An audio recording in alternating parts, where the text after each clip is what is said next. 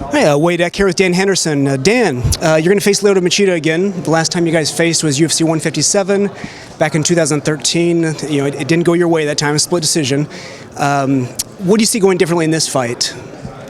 The difference in this fight with Lyoto will be me winning, not losing, for sure. I just need to stay in his face and not let him run so much and, put him on the ground with my fists or my takedowns, one of the two. And what do you see as being the most dangerous thing? Is it his footwork, his movement? He's knocking guys out with his hands and feet, so, he's just as dangerous with both. He's quick and he moves well, so it's just a matter of staying in his face and not letting him move as much and tiring him out to where he can't move as much, and then he's got to stand there and fight you. You stated that this is the last fight in your UFC contract. Do you want to continue fighting for the organization, and what does your future look like? Yeah, I'd absolutely love to still continue to fight with the UFC and represent them. I don't know what's next. This is the last fight of my contract, and I'll be talking to them after this, and we'll see. You never know. This might be the last one, or I'll have another 5. I don't know. I haven't decided, and I'll wait and just see how this fight goes. Do you get frustrated when media and fans ask you, or is it time to retire yet? I mean, does that frustrate you? No, it's just part of the deal with being 45 years old. With any job, I'd be looking at retirement, I guess. But my body feels good. I still feel capable of beating anybody out there at any given day, and as long as I know that that's still there, I'm going to continue to do this. And thinking back to some of your fights, like with Shogun, where you had 5-round wars, there's been other fights more recently where maybe there's been some questionable stoppages, where people are like, hey, you should have given more time. Do you think the refs treat you differently because of your age? I've been wondering that myself after the last couple of years, having 2 or 3 fights stopped a little bit early, and wondering if the referees just think because I'm a little bit older they need to do that, and they're treating me like I'm a rookie in the sport, and I've been around for a long time, and I feel like I've earned that right to see if I can recover after getting caught with something, and I've been given that chance before as well, and it's worked out great for me.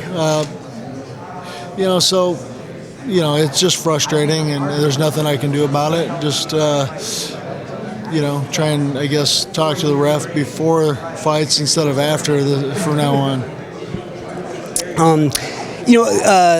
Some guys, like as of yourself, have the mentality of first one in the gym, last one to leave. I'm just wondering, what's your training regimen look like these days? Is it the same, or have you changed things up? I've changed over the years. I had to train a little bit smarter and not quite as intense on certain things. I still get my hard sparring in. A little less on the technical side of things.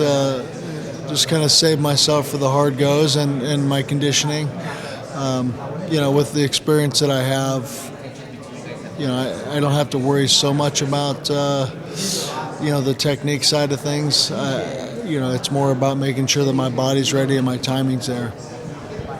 That sounds reasonable. After UFC 196, you had tweeted, "Congrats to H.E.A.T on the belt, and thank you to Nate Diaz." Just curious, after reading that tweet, I've been wanting to ask you, are you not a Conor fan, or what was that about? It's not. I guess I'm not a fan of his because of his mouth. I think that he's a good fighter that hasn't quite proven himself yet. I know that he's done well and beat some top guys, but I want to see him in a real fight, in a war, and see how he goes. And I think, although Nate was a little bit bigger than him, kind of gave him that, and Conor didn't respond too well. But I think that true champions will learn and grow and prosper from a loss, and we'll see how he responds. Now, Nate told Karen Bryant that he wanted that fight at 155. Conor is the one that wanted it at 170. Their rematch, same thing. Nate wanted it at 155. Conor insisted to be 170, so it's going to be a welterweight bout. Given the fact that Nate's going to have extra time to prepare, do you think that was a wise choice on Conor's part? Well, I think Conor doesn't want the fight at 155 because there's less on the line at 170 than there is at 155 for Conor. You know, he's got more to lose at 155, which would be his belt. So well, he's actually 145. 45, but you know, he wants to go to 55 and have that title fight. He won't get that if he loses. You know, so.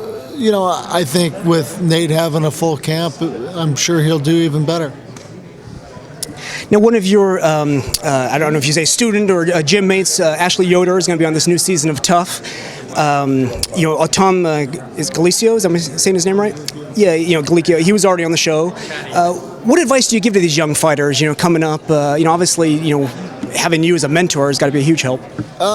You know, it's just making sure that they're learning and training hard, and Ashley is such a hard worker in the gym. She's there every day and always asking questions, trying to improve, and you know that's the biggest thing. And you know, I might be biased, but get into a really tough and good gym, and Ashley's in the best one. So you know, she's doing all the right things. She just needs to have that you know, put some more time in and more fights in and get that experience that she needs.